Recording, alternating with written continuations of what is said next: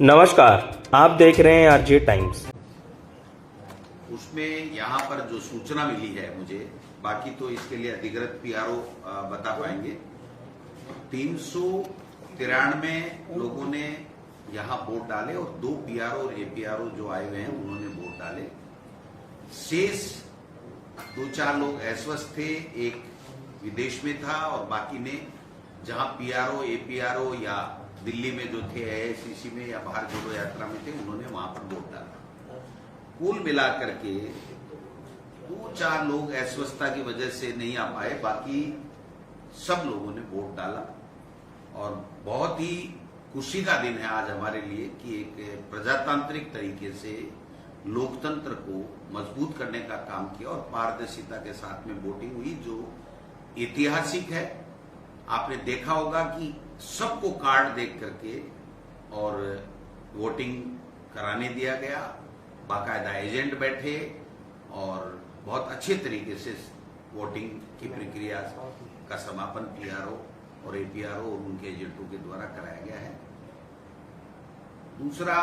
जिस बिंदु के ऊपर मुझे आज अपनी बात कहनी है, भारतीय जनता पार्टी ने केंद्र के इशारे के ऊपर, स्वयं की पहल पे नहीं, केंद्र के इशारे के ऊपर एक किसानों के लिए आक्रोश सभा का नाम दे करके और शेखावाटी से लक्ष्मणगढ़ में एक मीटिंग बुलाई गई जो किसानों की सभा बताया गया। उस मीटिंग में दावे किए गए थे, सतीश पूनिया जी, राजेंद्र राठौड़ जी और तमाम लोग, तो अरुण चतुर्वेदी जी जो प्रभारी थे, उन्होंने कहा लक्ष्मणगढ़ में शेखावाटी के 30,000 किसान उसमें शामिल होंगे। 30,000 के दावे करने वाले लोग 3,000 भाजपा के कार्यकर्ता नहीं जुटा पाए। किसान तो उनमें से इक्के दुक्के की तो मैं कहता नहीं, बाकी किसान के नाम से उनकी मीटिंग में कोई नहीं आया और 60-65% तो केवल और केवल जो व्यक्ति 3,000 के लगभग इकट्ठे हुए, इसमें 60-65% चूरू से राजेंद्र जी राठौड़ के द्वारा बसों की व्यवस्था करके बैनर लगा करके बाकायदा लाए गए। तो पहले हम ये समझ रहे थे कि किसी भाजपा के प्रत्याशी की लॉन्चिंग लक्ष्मणगढ़ विधानसभा क्षेत्र के लिए कर रहे हैं, लेकिन आज उस मीटिंग के बाद में मुझे ये पूरा कहने का मेरा अधिकार है, क्योंकि जो वहां पर लोगों ने देखा कि राजेंद्र राठौड़ जी शेखावाटी से अपने आप को मुख्यमंत्री के पद के ऊपर लॉन्चिंग करने के लिए उन्होंने लक्ष्मणगढ़ को चुना और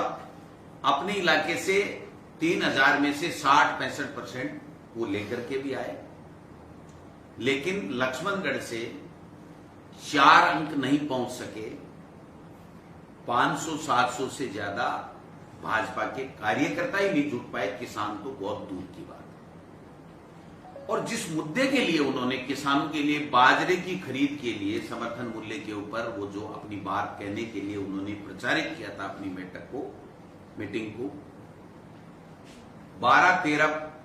वक्ता बोले, उसमें से केवल 2 ने 2-2 मिनट के लिए किसान की या कोई बाजरे की बात की। इसके अलावा अपनी डफली अपना राग। दिनेश जोशी जी जो मेरे सामने भाजपा के प्रत्याशी से, मुझे हंसी आ रही है कि उनको उस भीड़ में यह कहना पड़ा कि मैं हूं वो दिनेश जोशी जो गोविंदा के सामने लड़ता हूं, और 1 बार नहीं 2 बार 3 बार कहना पड़ा। इसका मतलब यह था कि वो लक्ष्मणगढ़ के लोग नहीं थे,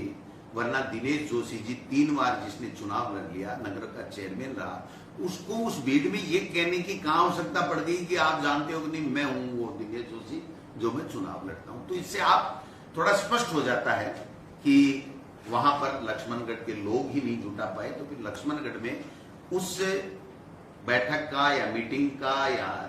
जो भी वो नाम दे रहे हैं उसका करने का कोई औचित्य नहीं था। दूसरी बात मैं कहना चाहता हूं कि किसानों के हत्यारी पार्टी के लोग 700 लोगों की हत्या उन्होंने किसानों के 3 काले कानून ला करके की हो और किसानों को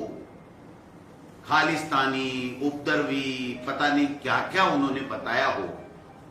और 15 महीने तक खून के आंसू रुला करके वो 3 काले कानून जो उद्योगपति मित्रों के लिए थे, किसानों के खिलाफ थे, उनको वापस लिया गया। उस पार्टी को किसानों की बात करने का नैतिक अधिकार नहीं है। किसानों के लिए यूपीए सरकार के समय मनमोहन सिंह जी ने 72,000 करोड़ रुपए का कर्जा माफ किया था और हमारी सरकार ने 14,000 करोड़ रुपए किसानों को कर्जे के चुकाए और एक भी किसान, मैं दावे के साथ कहता हूं, एक भी किसान जिसका लोकल कोऑपरेटिव का जो लोन था, वो चाहे किसी भी बात का था, उसको संपूर्ण को चूकता किया गया और नेशनलाइज बैंक और केंद्रीय कोऑपरेटिव बैंक के कर्जे को एकमुश्त भरपाई के लिए राज्य सरकार की तरफ से मुख्यमंत्री जी ने देश के प्रधानमंत्री और सहकारिता मंत्री आपके अमित शाह जी को चिट्ठी लिखी गई, उसका आज तक जवाब नहीं दिया और उल्टे लोकसभा और राज्यसभा में जवाब दिया गया केंद्रीय कृषि मंत्री की तरफ से कि हमें पूरे हिंदुस्तान में किसान का कर्जा माफ करने की कोई योजना हमारे पास में नहीं है और देश के प्रधानमंत्री की तरफ से बार बार ये कहा जा रहा है कि किसानों के कर्जे माफ करना रेवड़ियां हैं, जो रेवड़ियां हम नहीं दे सकते, किसी को भी नहीं देनी चाहिए। तो ऐसे में मैं समझता हूं कि किसानों के विरोधी लोग, विरोधी पार्टी के लोग अपने चंद कार्यकर्ताओं को बुला करके किसानों की हिमायती बनने के जो ढोंग रच रहे हैं,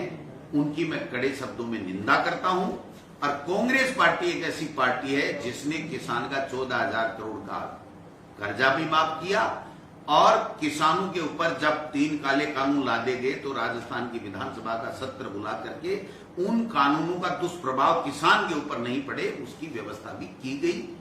किसानों की आमदनी दुगुनी करने की बात करने वाली मोदी सरकार आज तक किसान के हित में एक निर्णय नहीं लिया।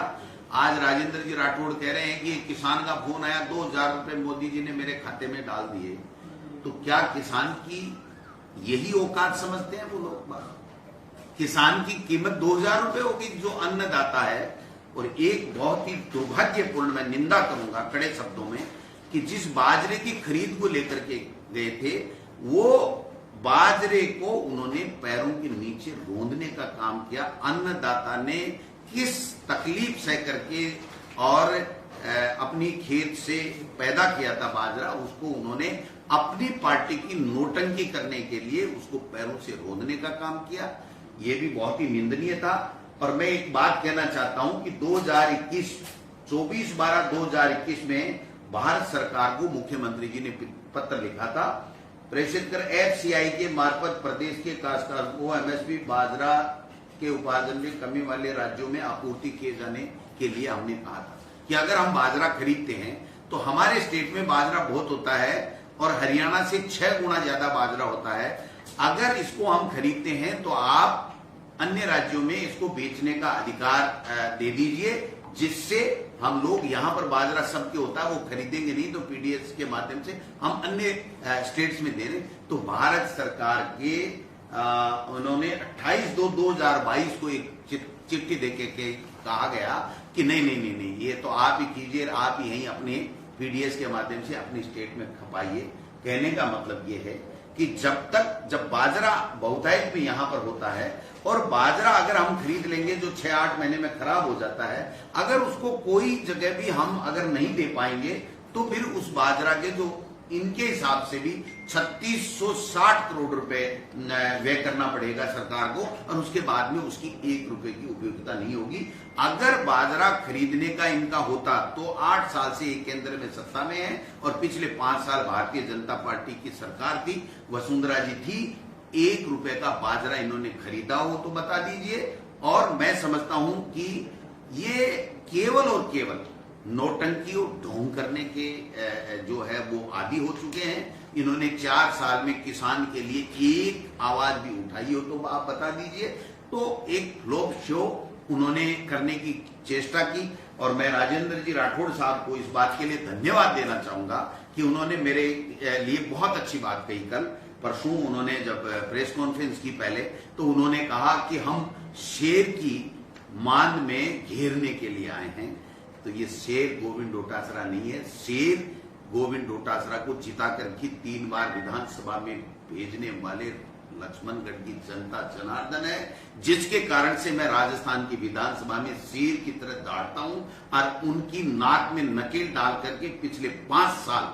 मैंने इनकी ये गत बनाई थी कि सारे, जब मैं विधानसभा से बाहर निकलना था तो ये राजेंद्र जी राठौड़ और ये हाथ जोड़ के कहते थे कि हमारे पे दया रखना। वो लोग बात आज मेरे को क्या घेरेंगे? वो लक्ष्मणगढ़ की जनता के कारण से, मैं उनके आशीर्वाद से यहाँ पर राजस्थान की विधानसभा में आता हूं। और लक्ष्मणगढ़ के लोगों ने, आज मैं धन्यवाद देना चाहूंगा कि उन्होंने ये साबित कर दिया कि सच्चा विकास करने वाला, सच्चा साथी, हमारा सच्चा जनप्रतिनिधि गोविंद डोटासरा ही है, जिसने यहां पर लक्ष्मणगढ़ का विकास कराया है और उसको चुनाव जिता करके भेजते हैं। और 1, 2, 400 की तो मैं कहता नहीं कार्यकर्ताओं की, बाकी एक भी किसान उनकी मीटिंग में, किसान रैली जो बताते हैं उसमें नहीं गया, तो मैं धन्यवाद देना। वसुंधरा राजे की फोटो का विवाद और कई नेता, देखिए वसुंधरा जी की फोटो तो आज मुख्यमंत्री जी ने भी कहा है, ये तो एक तरीके से बहुत बड़ी दुर्गति है एक राष्ट्रीय स्तर के नेता की, कि 2 बार पूर्व मुख्यमंत्री रहे और उसकी फोटो लगाने के लिए स्पष्ट रूप से मना कर दिया जाए। और जो किसान परिवार से आते हैं, जाबर सिंह खर्रा हैं, बंशीधर बाजिया हैं, राहुल कंसवा जो चूरू से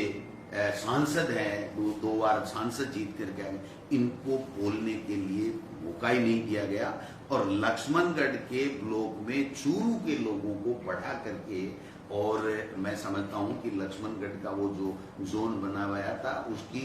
रिक्त स्थान की पूर्ति करने का जो प्रयास किया गया, और वसुंधरा जी के जो गुट के लोग हैं उनको न्योता तक नहीं दिया गया।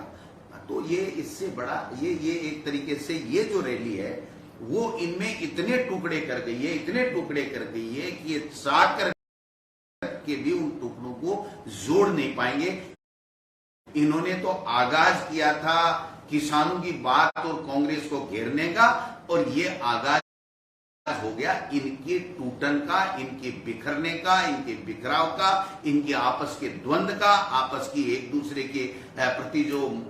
मारकाट मची हुई है, एक दूसरे को नीचा दिखाने की, उसकी एक तरीके से लॉन्चिंग और एक तरीके से वो रैली बन करके लक्ष्मणगढ़ की रैली इनकी शेखावाटी की रह गई है। तो मैं समझता हूं कि ये बहुत ही हमारे लिए अच्छा हुआ कि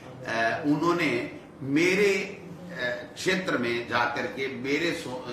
लोगों के सामने वो एक्सपोज हो गए कि उनके पास में कोई दम नहीं है, क्योंकि कांग्रेस पार्टी ने इतना शानदार विकास के काम किए, मुख्यमंत्री जी की शानदार फ्लैगशिप की योजनाएं हैं, और जिस स्टेडियम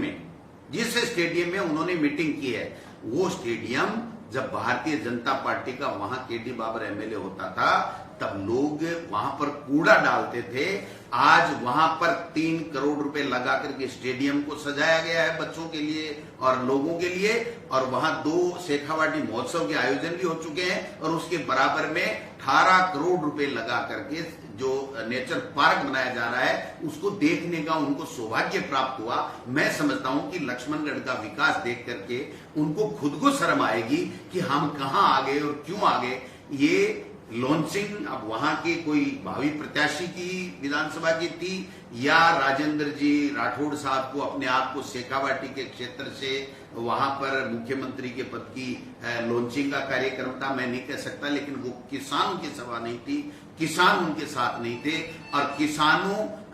के खून के आंसू रुलाने वाले और 700 किसानों के हत्यारे लोगों को किसान कभी साथ नहीं देंगे, ऐसा मेरा मानना है। मतदान शानदार, पारदर्शिता पूर्वक, बहुत ही ईमानदारी के साथ में, गुप्त मतदान और उत्साह के साथ में जितने यहाँ लोग थे 100% लोगों ने उपस्थित होकर के और यहाँ मतदान में भाग लिया। मैं समझता हूँ ये ऐतिहासिक दिन हमारी कांग्रेस पार्टी के लिए था, ऐतिहासिक दिन लोकतंत्र को, प्रजातंत्र को मजबूत करने का दिन था, और जिस पार्टी ने, कांग्रेस पार्टी ने देश की आजादी के लिए लोगों ने शहादत दी है, उन शहीदों को सही मायने में प्रजातंत्र को मजबूत करने की दिशा में ये जो कांग्रेस पार्टी का कदम है वो बहुत ही लोगों में अप्रिशिएट किया है, सराहनीय है और हम सबको गर्व है कि हम ऐसी पार्टी के कार्यकर्ता और सिपाही हैं। राहुल गांधी जी के नेतृत्व में जो भारत जोड़ो यात्रा चल रही है, पूरे देश में नफरत का जो माहौल है उसको खत्म करने के लिए, जो बेरोजगारों की समस्या है, जो महंगाई की समस्या है, उन सब के ऊपर पूरे देश के लोगों का ध्यान आकृष्ट करने के लिए जो राहुल गांधी जी जो पैदल यात्रा 3500-3700 किलोमीटर की कर रहे हैं, मैं समझता हूं उसके बीच में ये इस प्रकार का निर्णय पार्टी का बहुत ही अच्छा रहा, शानदार रहा और हमारी पार्टी इसको और ज्यादा मजबूती के साथ में आगे निकल करके 2023 में राजस्थान में सरकार बनाएंगे और 2024 में यूपीए सरकार केंद्र में बनाएंगे। और अरुण चतुर्वेदी जी ने तो आज कह ही दिया, पूर्व प्रधानमंत्री नरेंद्र मोदी, उनके तो निकल गया भगवान की दया से, ब्राह्मण के कभी सच्ची बात भी निकल जाती है, तो पहले ही वो पूर्व प्रधानमंत्री बता रहे हैं, तो उनको शुभकामनाएं हमारी। वो पीआरओ बता पाएगा। सरवण जी कहीं एडमिट हैं, मुझे बताया गया, एक दो लोगों की मेरे को जानकारी है, सरवण जी बॉम्बे हैं या कहीं एडमिट हैं, तो ऐसे एक दो लोगों की बात है। बाकी एक राघवेंद्र मिर्धा जी हैं, उनकी मदर एक्सपायर हो गई थी, तो वो बैठक में चले गए थे। लीला मदेरणा जी भी उसी परिवार से जुड़ी हुई हैं। नारायण सिंह जी भी अस्वस्थ हैं, वो चल नहीं सकते, उनको थोड़ा सा चलने में प्रॉब्लम आती है, चक्कर आते हैं। बाकी पीआरओ बता पाएंगे, लेकिन जो मुझे 2-3 बातों की जानकारी थी वो मैं आपको शेयर करूँगा। थैंक यू, नमस्कार।